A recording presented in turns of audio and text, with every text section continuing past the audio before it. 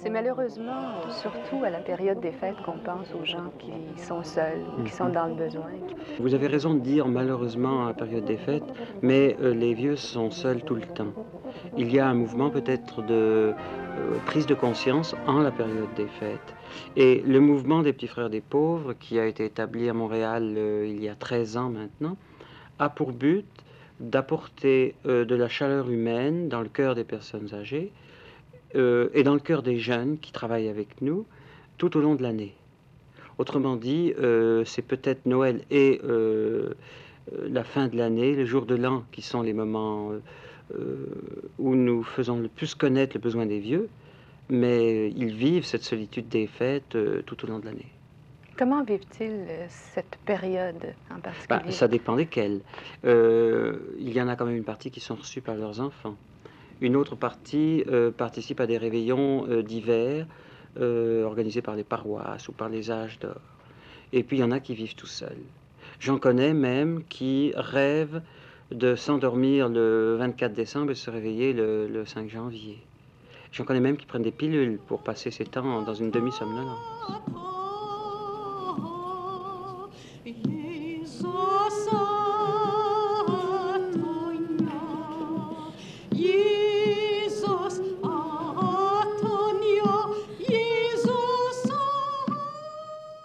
Est-ce que c'est le besoin le plus important ou le plus grave qu'ont les vieux? Oui, Ce besoin de compagnie. Tout ce qui se greffe autour du mot solitude, c'est-à-dire le sentiment d'être laissé pour compte, le sentiment de ne plus pouvoir travailler, d'être des inutiles, de se sentir parfois avec les progrès de la médecine en pleine forme, mais néanmoins complètement abandonné. Et tout ça, au fond, se traduit par une solitude qui est plus grave pour les vieux qui sont économiquement faibles et culturellement défavorisés. Mais il n'y a pas seulement les pauvres qui souffrent de cette solitude-là. Ah, évidemment non. Mais pour moi, les pauvres, ça ne veut pas dire la personne sur le bien-être social ou la Parce que ça personne âgée. s'appelle les petits frères des pauvres. Oui. Dans l'esprit du fondateur, le mot petit voulait dire que nous ne voulions pas être une grosse organisation, mais surtout, comment dire, avoir de l'influence par la pénétration dans la masse. Frère, mais on comprend le sens du mot. Et pauvre, pour lui, c'était pauvre. C'est frère dans le sens de fraternité, ce n'est pas une communauté religieuse. Non, ce n'est pas une communauté religieuse. Beaucoup de gens le pensent, mais nous sommes laïcs. Et le mot pauvre, c'est au sens des béatitudes de l'Évangile, ce qui englobe les gens, au fond, qui ne visent pas aux conquêtes des choses de ce monde. Donc ça englobe des quantités de gens. Par exemple, à la période des fêtes, là, que fait le mouvement des petits frères des pauvres? Eh bien, nous essayons de toucher, de rejoindre le plus grand nombre de personnes âgées seules. Vous n'avez pas organisé un réveillon à Noël? Si, justement, qui a regroupé plus de 500 personnes. Et nous avons vraiment essayé d'y insérer notre esprit, c'est-à-dire les fleurs avant le pain. Offrir aux personnes âgées le superflu avant le nécessaire.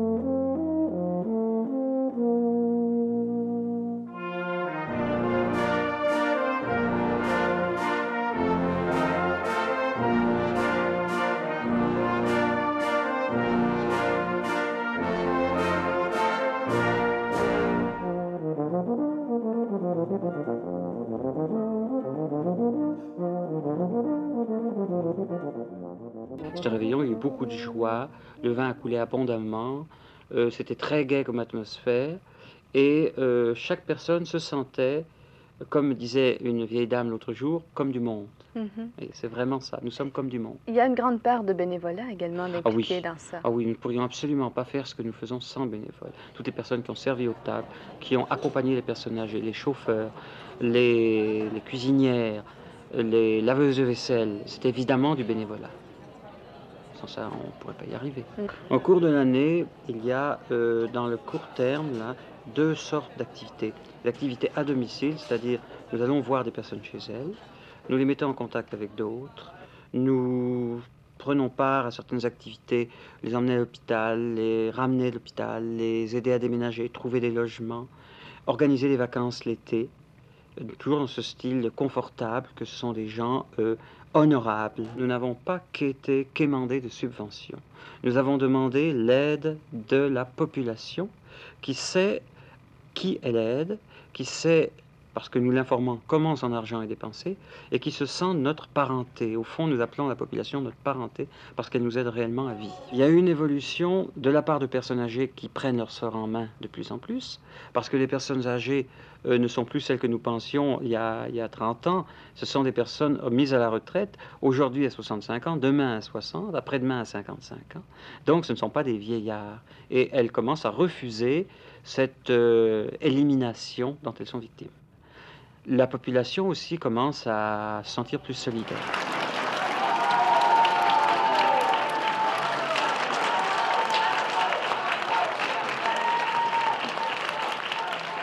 Qu'est-ce qu'il faudrait faire, selon vous, pour améliorer la vie de ces gens-là? Les intégrer à ce que notre société a de meilleur, cesser de les considérer comme des minus ou des citoyens de seconde zone, essayer de voir que malgré une élocution plus difficile ou une démarche plus lente, ce sont des êtres humains, puis des personnes beaucoup plus que des âgés. Et tout simplement ouvrir un peu plus nos yeux, notre imagination, pour entrer en contact avec elles, et puis cesser, et pour nous et pour la société, d'avoir une espèce d'obsession maladive de la jeunesse. En particulier, il y aurait long à dire sur le problème de la femme âgée et de la femme tout court, qui n'est plus une femme dès qu'elle a passé un certain âge. Il faut qu'elle ait moins de tel âge, ou telle ligne, ou tel poids. Sinon, ce n'est plus une femme.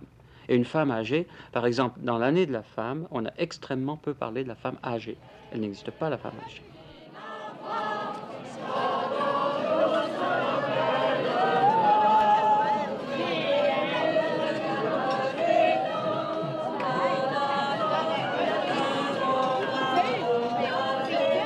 Je souhaiterais que la paix règne dans le monde. Tant qu'on aura l'amour du prochain dans le monde, puis qu'on s'aimera, puis qu'on s'aidera les uns les autres, puis qu'on vivra en amour comme on a vécu à ce soir, là, on sera heureux sur la terre de première classe.